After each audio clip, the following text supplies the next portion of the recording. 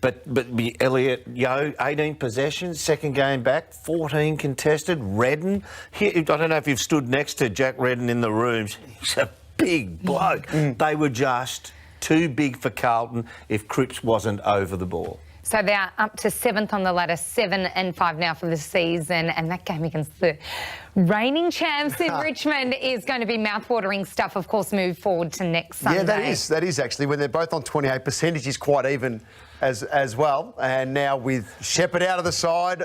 Well, hang on. I've got the Dan Andrews here. I can't remember. Where are they playing next week? That one is at Optus Stadium. So, yeah, okay. Richmond. Against Richmond. Yeah. Okay. It's at home.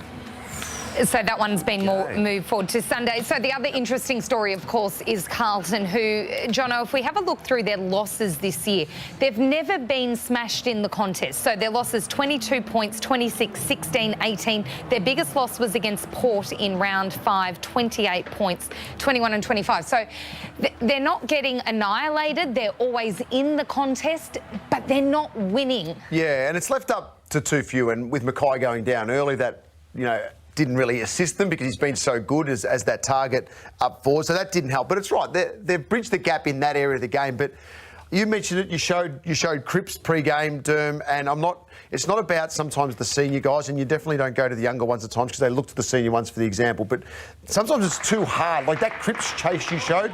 No, it's too hard to go after Kennedy. Or you know, Murphy today a couple of moments. It just at times seemed too hard for the Blues players, and even some individual efforts from the Carlton Footy Club players where you go, oh, hang on, that's more worrying about themselves rather than what they can do for the team. We'll discuss Carlton in a little bit more. Just to finish on your talk about Carlton then, they don't get smashed on the scoreboard.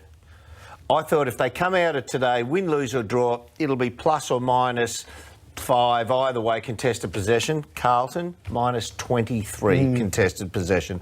Around the ball, they were just too big for, well, as I say, Cripps aside, once he's off the scene, not over the ball, they just looked too big and too powerful, the Eagles. Brown now, and Eddie Betts, one of our favourites here at Fox Footy.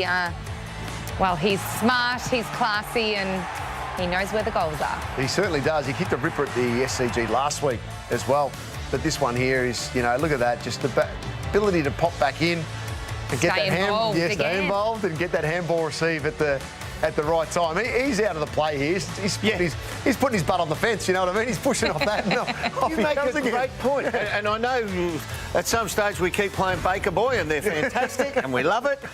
But that footage there needs BG staying alive. He had no right to be alive in the contest. He was over the boundary. You back me, you go, yeah, I've got him over the boundary. He's gone now. Where's the ball? Whoosh, straight past you. He just stays alive in the play around the goals. Good work by Silvani as well, just to hold the handball a little bit till he got back into field of play. Yeah. It's pretty good. Yeah. Awesome stuff. We need to have a look at something that wasn't so good for the Blues, and it's a reoccurring theme for them this year, their defensive lapses. Before we roll it, let me just say, even any sport, cricket, if you're playing cricket, the first thing you do is you play a straight bat. You look at the opposition, you sum up how good they're going. Give me a look at the way this game's going before I play any shots. In football, the first thing you do when you go out onto the ground, whether you're a forward, a backman, a midfielder, you play safe, you play strong, and you stop your opponent being a reason that they kick the ball into a goal-kicking position. So this is what Carlton did on the first play in the first quarter. Now, Fisher has to mind Redden. Everyone, there is 30 players to the right-hand side of the screen. Fisher, now he's not trying to get to him. He's thinking, oh, that'll get stopped up the ground.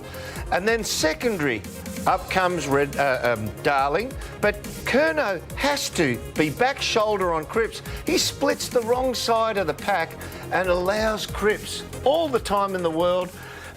And a league footballer is going to kick the eyes out of that. I mean, you know what? That wasn't a perfect kick, but it was that easy to make.